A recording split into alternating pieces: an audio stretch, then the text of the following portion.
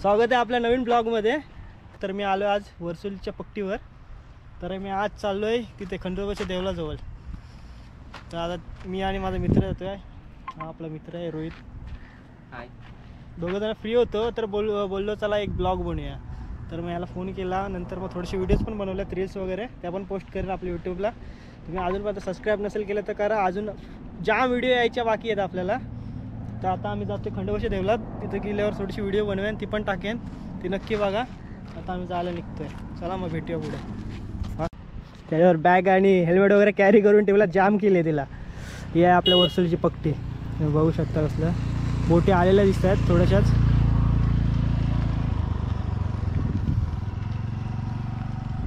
इथे बोंबील वगैरे सुकट टाकतात।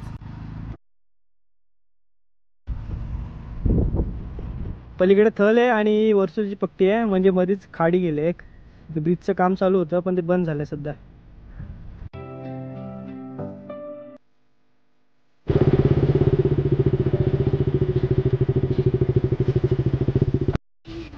गरम होते आता आम्हाला, जामच ऊन आहे आज। थोडा थंडा तेव्हा थांबला आहे।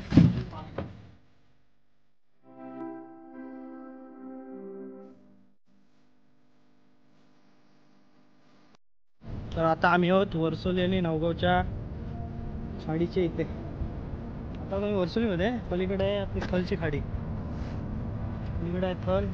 हो तुम्हाला ब्रिज बोललेलं तर तिथे आहे ब्रिजचं काम राहिलं अर्ध व्हायचं। पलीकडे जाण्यासाठी बोटीने जायला लागते, दूर लागते। बोटीतून पलीकडे जायला लागतं, 20 रुपये घेतात का 10 रुपये काहीतरी घेतात। तर इथून पलीकडे जायला लागतं।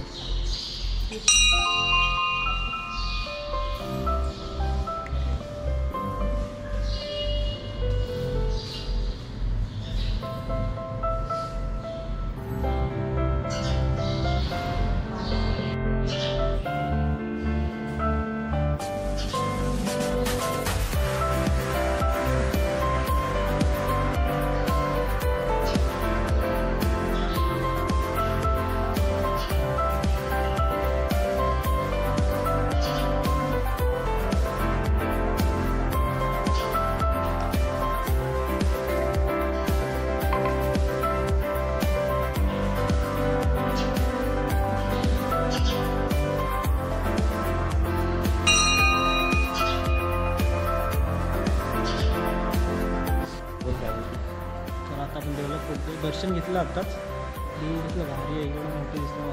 त्याला मिनी जेजुरी म्हणून बोलतात।